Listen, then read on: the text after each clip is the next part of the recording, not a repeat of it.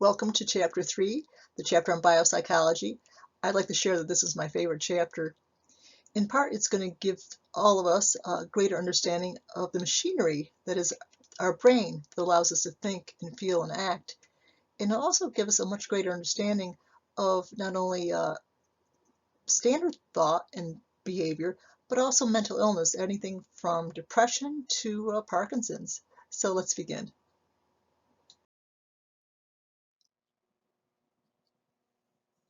Plasticity is the brain's ability to change after learning or after brain damage. At this point in the class, I ask if anybody knows anybody that's had a stroke and what did they lose and were they able to recover. In general, younger brains have much greater plasticity. So three people with the same brain injury, say a baby, a 12-year-old, and a 58-year-old, the 58-year-old might have some trouble or significant trouble. The younger person, less trouble, and the baby may show no permanent change whatsoever. So plasticity is a very desirable trait.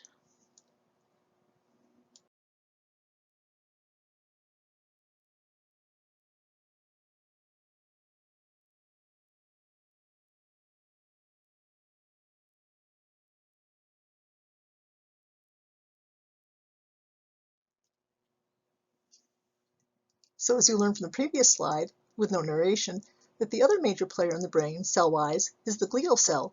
You actually have far more glial cells than you have neurons. There are different types of glial cells with different functions. We're just going to look at one, the most interesting, I think. It would be a reasonable conclusion that a neuron makes its own myelin sheath, but actually, myelin is made by glial cells and provided to the neuron's axon by these cells. So what disease should we associate with problems of glial cells? MS, so multiple sclerosis, is actually due to malfunctioning glial cells. Very interesting, yes?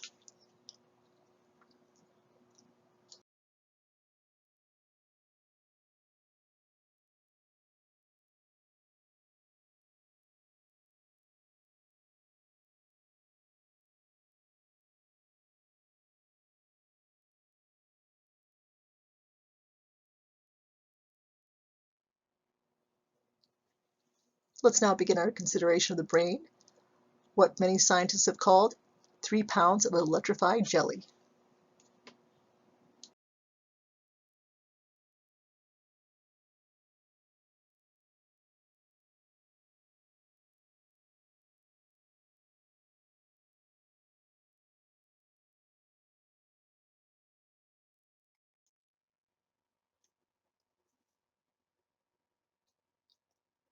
The structures of our brain can be placed into one of 3 divisions, that of hindbrain, midbrain, and forebrain.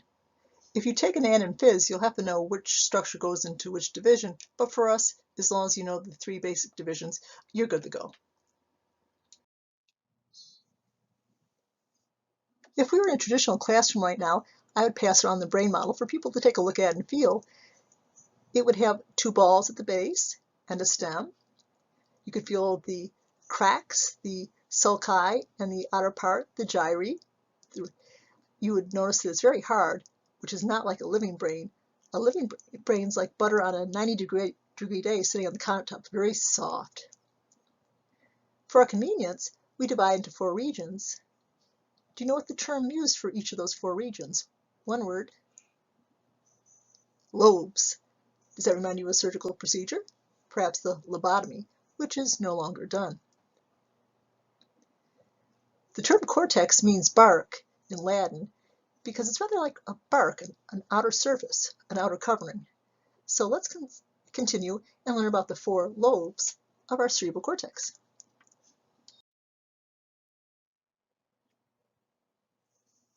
Let's start at the rear with the occipital lobe. Do you know what this is for? It processes visual information. So for example, the man who mistook his wife for a hat had a tumor in his occipital lobe, so his eyes would send the information for processing, but the lobe was not up to it. Hence he had unusual behaviors, including patting fire hydrants because he thought they were children's heads. So to see, you must have a functional occipital lobe. Next, let's consider the parietal lobe, which has a special cortex called the somatosensory cortex. So the word soma, the word to, and then sensory. So somatosensory. This gives us our three body senses. What do I mean by body senses? Not all our senses, but those three sensory abilities found over the entire surface of your body. Can you think of them? Some people say smell. No, you could be smelly, but your elbow cannot smell other people. So it wouldn't be smell or taste. So it'd be touch, temperature, and pain, the three somatosensory senses. Just add the word somatosensory to the PowerPoint to help you out. So parietal lobe, the three somatic senses. Now let's consider the lobe shown in yellow. Please excuse Cooper, my new rescue dog. He's a foster dog who has already found his new home and is being picked up tomorrow, the lucky little doggy. He's a beagle. So temporal lobe, if you look closely at the word temporal, it'll tell you its location and function if you know how to read that word. So let's indeed learn how to read that word. So what words do you see as you look at the word temporal? A lot of students say temp, but temp is not a word. It's a shorthand abbreviation for the word temporary. So that would not be it. So tempo, yes, that would be. And oral, that's another word. So we hear tempos, letting you know one of the major functions, hearing. Oral as in speech, oral as in language. So we hear words. So hearing, and think of it as a language center, a speech center. In terms of location, well, since we hear with our ears, that's where the ear would be on the head. So it tells you location and the two major functions if you know how to read the word temporal properly. And now you do. Now let's consider the frontal lobe, saving the best for last. It too has a language center, at least the left side, same as for the temporal lobe. We'll learn momentarily from the Phineas Gage information that personality is strongly associated with the frontal lobe, hence the old frontal lobotomy, which we no longer do. Also, I don't know if you want to call it social skills or social planning, but definitely. There's also motor cortex here, the control of movement. Also planning, whether it's your day, your schedule, or your life. So planning, so you can see many important functions. So most semesters I have students do a drawing, either maybe I provide the offhand the silhouette and have them label the lobes and identify them. Sometimes they draw a neuron. Sometimes they draw a silhouette and label the glands. Make sure that you can do these three tasks. But for now, let's go to the slide on Phineas Gage. You're going to find this very interesting, I think.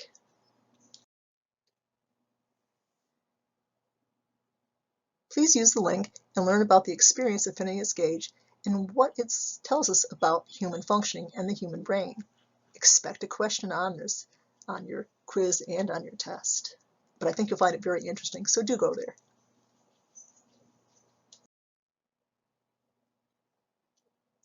It's amazing that he survived the accident in a day and age where he had no EEGs, CAT scans, PET scans, MRIs, no antibiotics, and yet he survived, though as you saw, distinctly worse for the wear.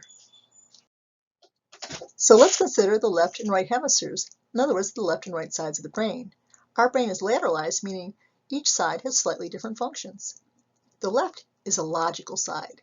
If you're into Star Trek, it's the Mr. Spock side. It also prefers linear thinking. Linear means sequential. Perhaps you're in algebra right now, or have had it, or will have to take it. It's often called linear algebra. You've got to do the order of operations in the correct order, otherwise you will not get to the correct answer. Or reading is linear. You can't read the words in any order. John hit Jane is very different than Jane hit John. Order matters. It's linear. Language, as we saw earlier, the left temporal and left frontal lobes are our language lobes. Let's consider the right side. It is the emotional side, particularly the darker emotions.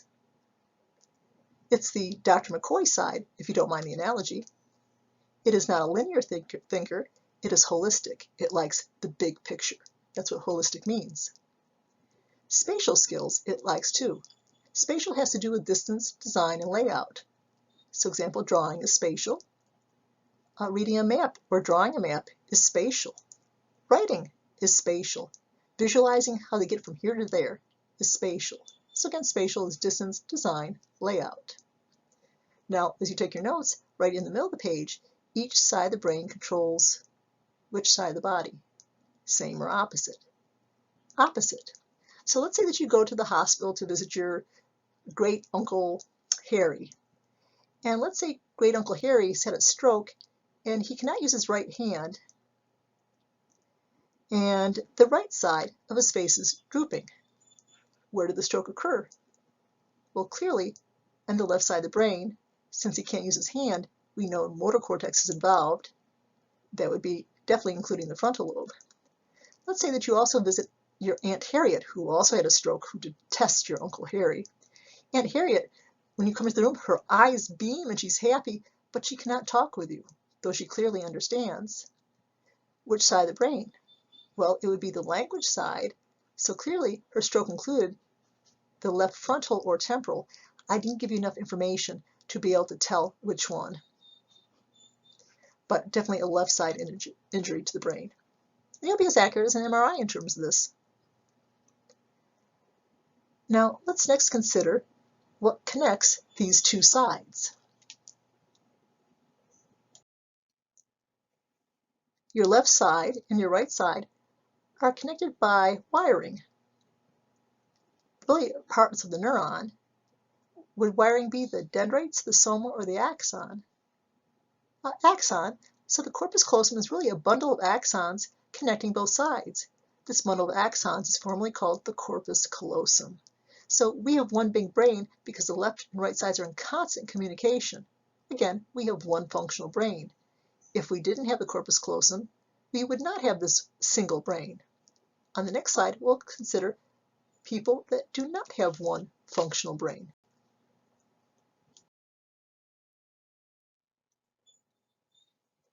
A very tiny percentage of people are born without a corpus callosum.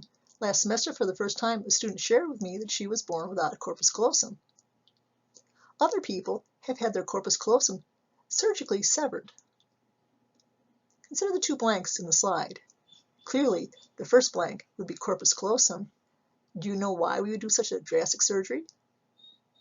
You might remember from your text, it's for severe, severe cases of epilepsy, though almost always epilepsy is well treated by medication alone.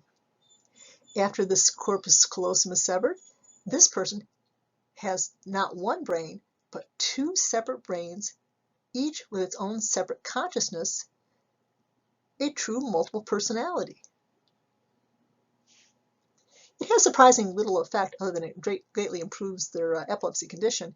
It's not like one lobe will go to the movies and the other one will go to class. They're always with each other processing the same information. So surprisingly little effect, though I did read a case study and the person's one oddity is, when you get up in the morning, you go to your wardrobe, you decide what you're going to wear. One hand will reach for one outfit, another hand will reach for a different outfit. Each side of the brain was in a different mood, wanted to wear a different outfit, and neither wanted to, give up, relinquish, so sometimes one hand would slap the other as the sides of the brain tried to figure out who was going to win. But other than that one condition, they lived a very, very normal life and greatly improved.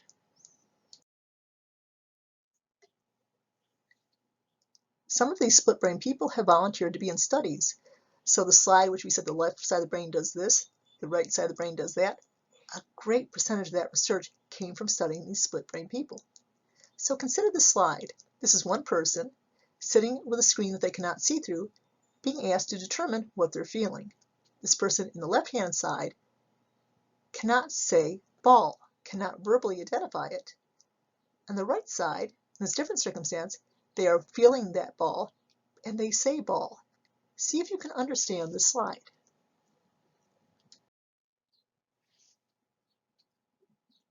It all has to do with lateralization. In the first image on the left hand sends its information to the right side of the brain, which has no language. So that side of the brain can feel the ball, but cannot verbally say it. If you gave it a picture, it could point to the ball. If you lifted up the slide, it would point to the ball, but the right side does not have language. Now in the right-hand picture, the right hand is giving information to the left side of the brain, and vice versa. The left side of the brain is the language side, so it not only knows it's a ball, In that circumstance, he can say ball. So it all has to do with the functions, the lateralization of each side of the brain. Let's relate our topic to the slide. Dolphins are mammals. They need to breathe air, but they also have to sleep. There's no Coeli posturpedic floating on the surface. So how do they manage to swim and breathe all night without drowning? Think about it for a moment and relate it to our topic. And be impressed if you actually guess. The answer is the dolphin has a natural split brain. So at night, one side is fully awake and the other side goes to sleep. And later on, they switch. So it can, with will, decide which or both sides will be active, hence its survival. Fairly impressive, I would think. I often wonder if dolphins like the different personalities of each side better. Maybe on, I don't know, Hillary, you like her left hemisphere, but you find her right hemisphere very annoying. I don't know, but clearly very interesting, unnatural split brain situation.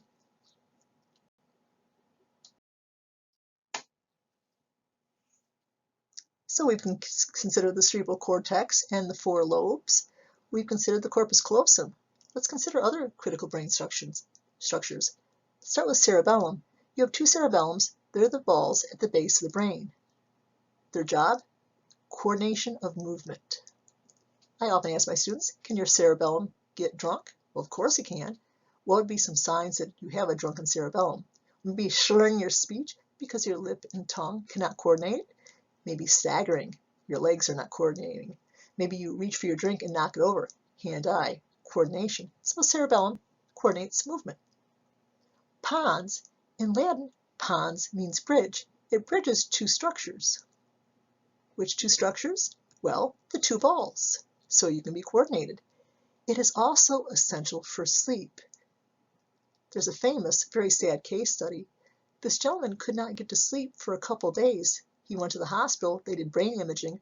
For some unknown reason, his pons had massive damage. He could not get to sleep, He lapsed into a coma and died because we must sleep to live, and you must have a pons to sleep. And sadly, he did not have a functional pons. Next, let's consider the medulla. Now, if you're feeling very fancy, it might be the medulla oblongata. The medulla controls vital functions like breathing, that's pretty vital, heart rate, pretty vital, temperature, and so on. So vital functions. We do not ever operate on the medulla because it's not possible. It cannot be interrupted. It cannot be damaged.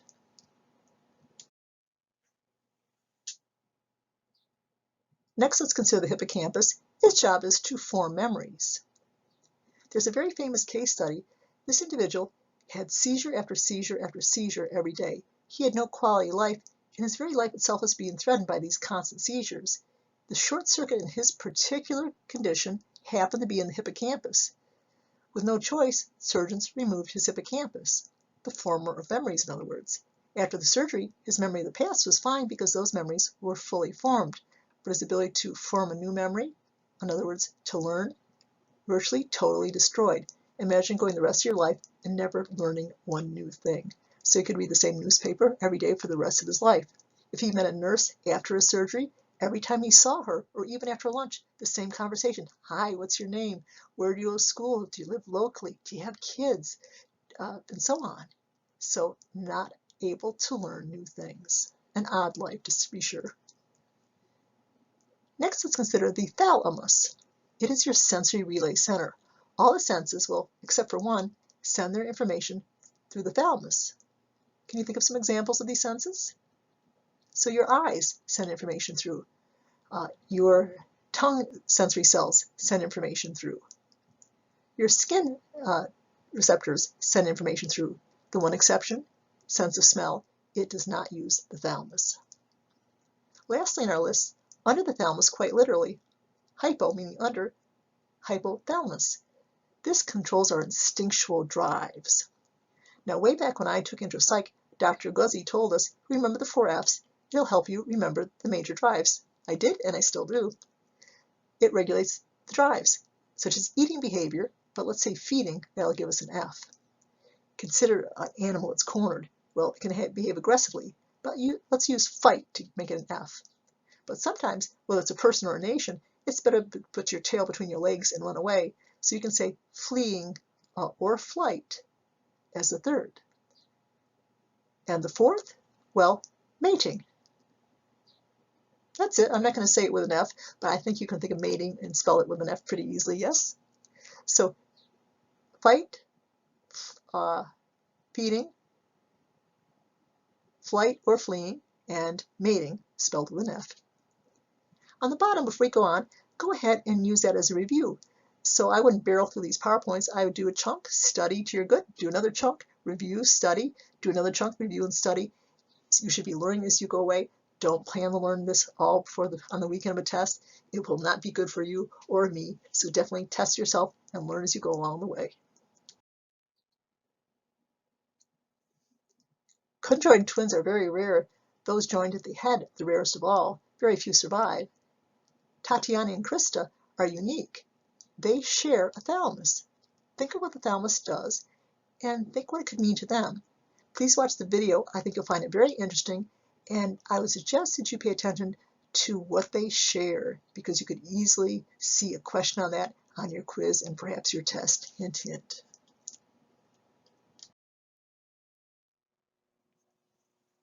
Now let's look at high-tech diagnosis and treatment. Two new symbols for you, perhaps. The next time you get a prescription, if it's a paper one, look on it, you'll see a big RX. That's the abbreviation for treatment. In class, if we were face-to-face, I would ask people to share their experiences, and many people have had one of these or more of these. Perhaps that would be you.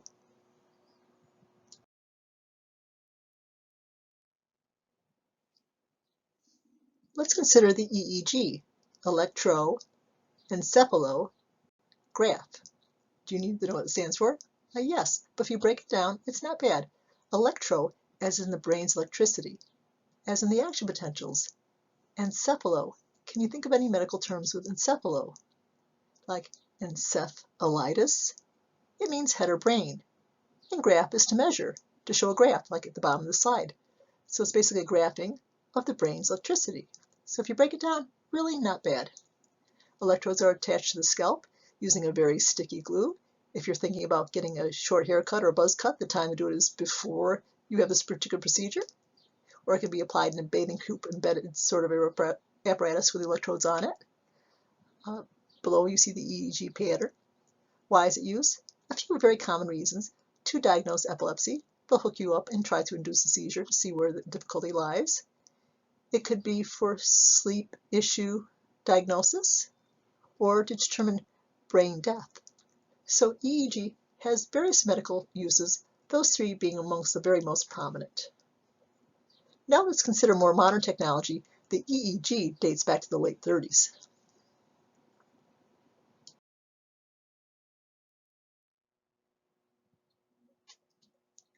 Let's now consider the CAT scan, which is often called the CT scan. It's an older technology, dates to the early 1970s. I assume many of my students have already had this particular examination technique or will have it later on in life.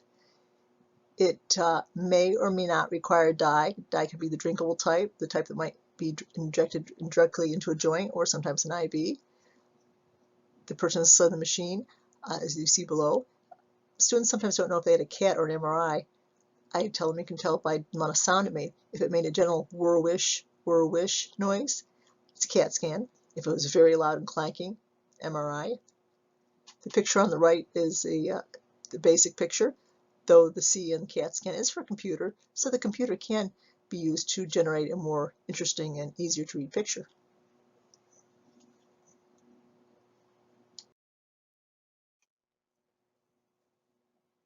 Here's a little CAT scan humor for you. I always inquire, do I have any true house fans in my class? If anybody raised their hands, I asked them, what would house say about the slide? And sometimes students do get it right. House would say, it's never lupus. About every other show you would say, it's never lupus. So that was a test.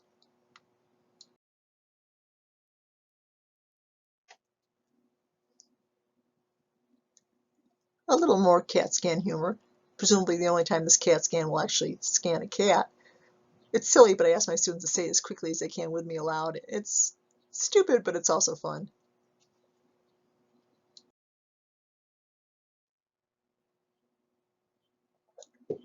Let's now consider the MRI. The M is for magnetic. The person is placed in a very strong magnetic field, and radio waves are directed at them. The energy that the person emits is measured by computer, which generates a picture like the one shown on the left. The MRI is quite loud. It will clank and clunk. You'll often be offered earphones and offered to select a radio station. Don't go with talk radio. I did that. You can't hear talk radio. Go something with a good driving beat. Because you're placed in a magnetic field, what sort of questions do you think they might ask you? Well, do you have any metallic or artificial implants? Do you have body art piercings? The nature of your tattoos, such as prison tattoos and so on, because the metal in the body could be made very hot or be pulled from the body. So those are concerns. There's a newer version. The MRI itself dates to the late 70s, but a newer, much fancier version is called the fMRI. F is for functional. The fMRI dates to 1990.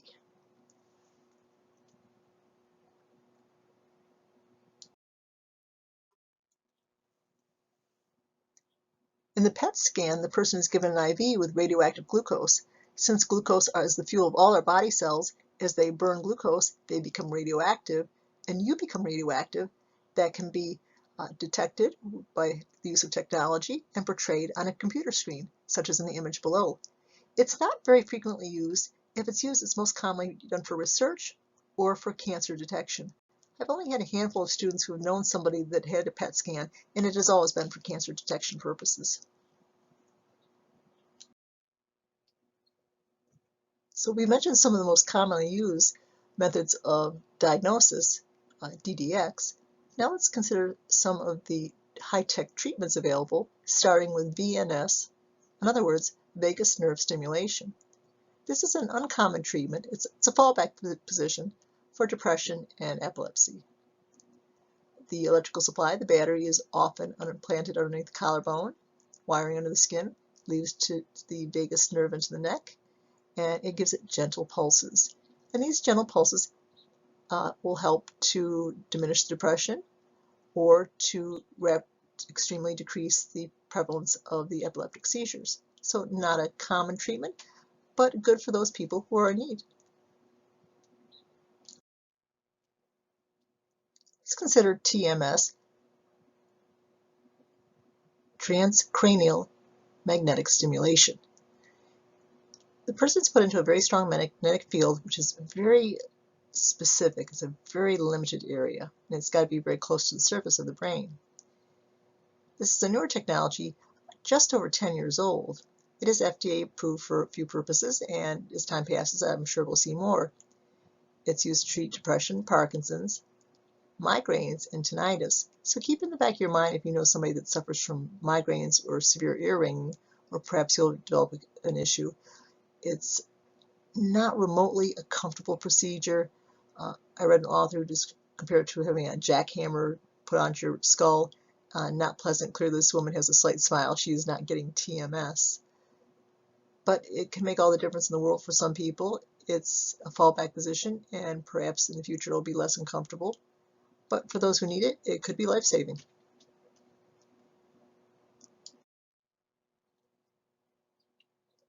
DBS is another one of the newer stimulation techniques. It stands for deep brain stimulation. It's just a little over 20 years old. It's used to treat various things. The FDA has approved for Parkinson's treatment, depression, and chronic pain. It is not a common treatment. I have never come across anybody personally who's had it. A friend of a friend just had the first of 2 surgeries a couple days ago. The battery is implanted under the collarbone or apparently in the armpit. Wiring will lead to the battery underneath the skin, underneath the scalp, to an electrode that's been implanted in the brain, and there will be gentle stimulation, which might diminish Parkinson's symptoms or depression, or help the person with chronic pain. Again, not at all common, but for those people who need it, it will be a lifesaver.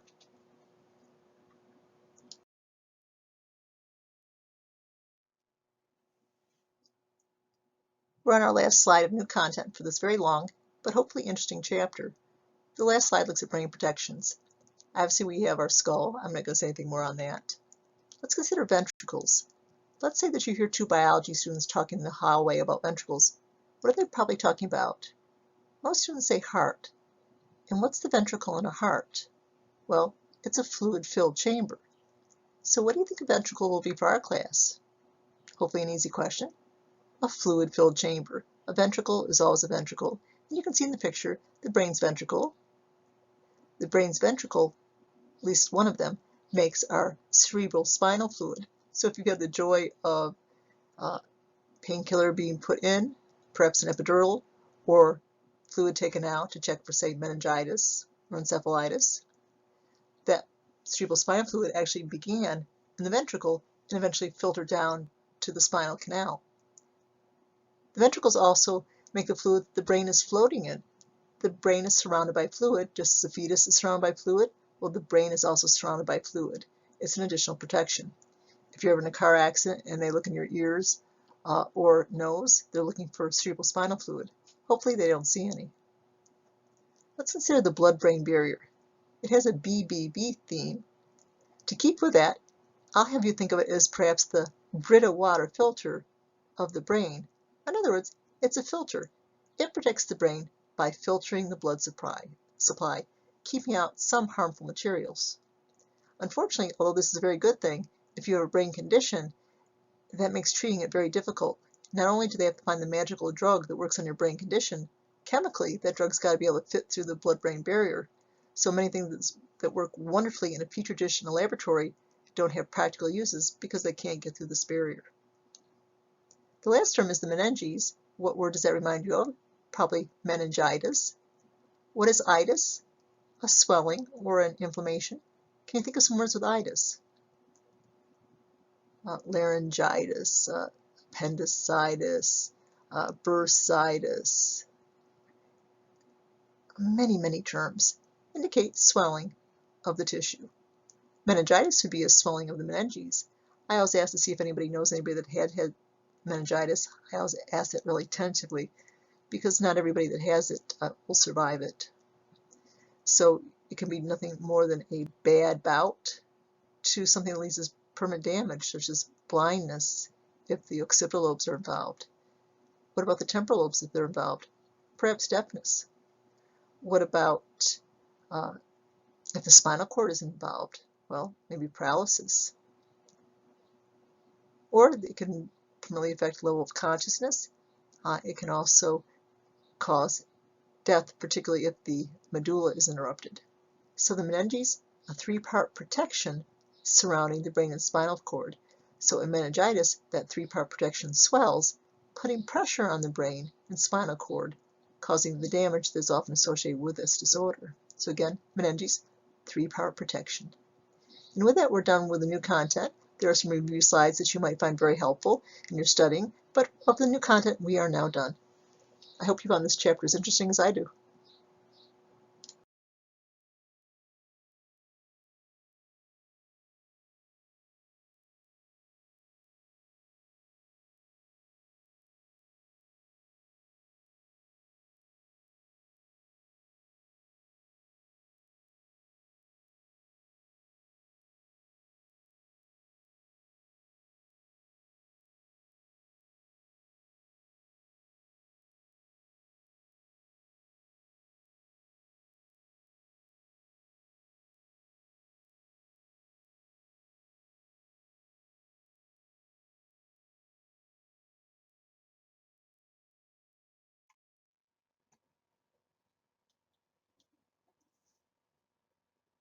After you've completed this chapter and found time to study it, please go and actually do this little assessment. You'll get much more out of it than just writing down the names on a slide that you might have printed.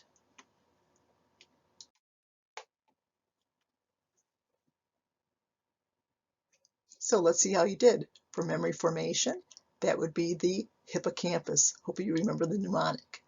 Connects the two balls, key to sleeping, that'd be the pons. The 4 F's, that would be the hypothalamus. Sensory relay center, thalamus. brainstem, key for vital functions. That would be your medulla or medulla oblongata if you're feeling fancy today. The two balls, key to the coordination of movement. That would be your cerebellum. Divided into four lobes. That would be the brain's cerebral cortex. And the structure that connects the two halves of the brain, that would be your corpus callosum.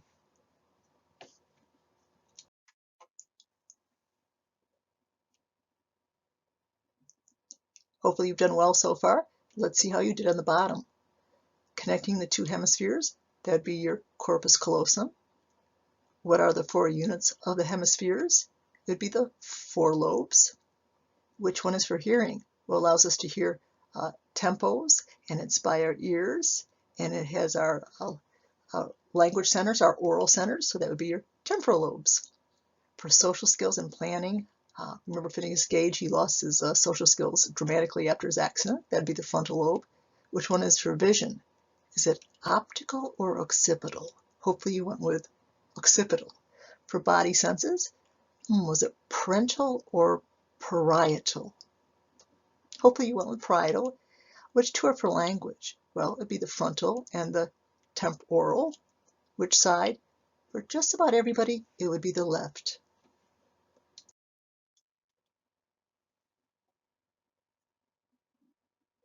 So again, it'll be much more effective if you, after you study, use this to provide you feedback rather than just jotting down the correct answers.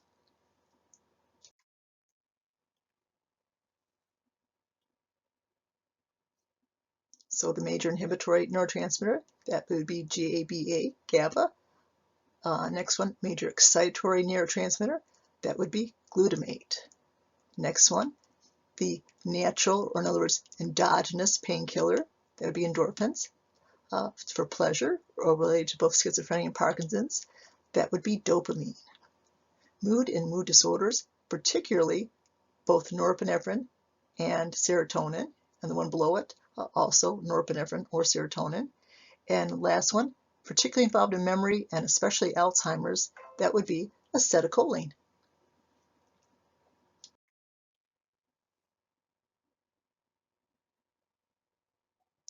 Next, as always, I'd ask you to go ahead and, after you've studied, fill it in on your own.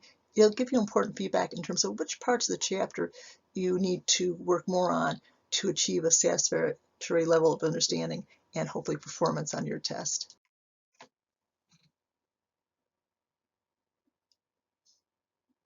So starting on the left, central nervous system. That's the parts of our nervous system encased in bone, which would be your brain and spinal cord.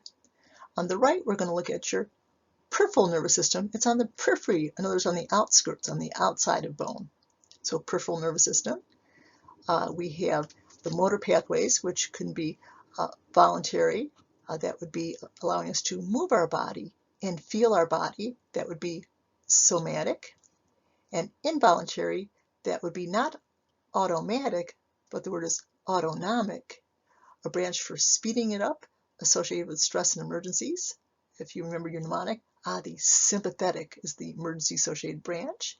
And the opposite, the one for resting and relaxation, that would be parasympathetic.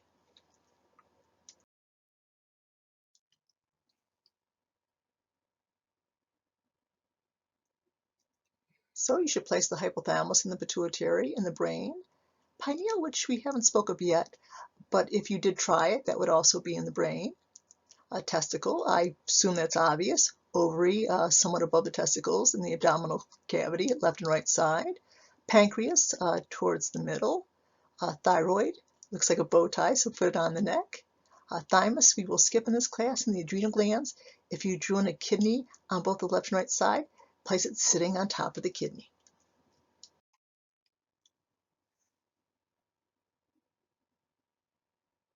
So the myelin sheath that we associate with MS, that would be the insulation of the axon, so it would be shown in pink here.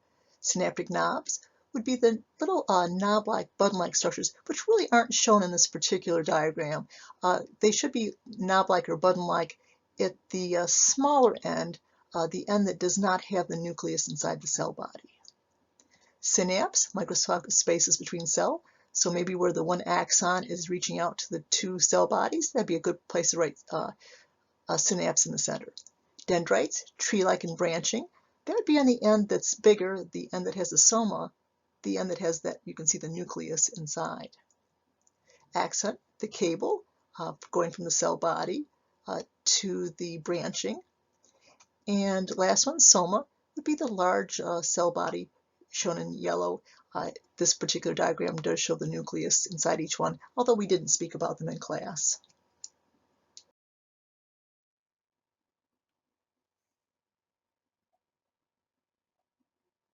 So the diagnostic tool that's used is the X-ray. That would be the CT/CAT scan. The diagnostic tool, which uses radio waves and a magnetic field. M is for MRI, quite literally in this example. The next one, a treatment, very, very rarely used, deep brain stimulation, in which an electrode is actually permanently left in the brain. That would be DBS. Next, for diagnosis, be the EEG, electroencephalograph, shows brain waves. And lastly, a rather new kid on the block, for treatment, TMS, transcranial magnetic stimulation.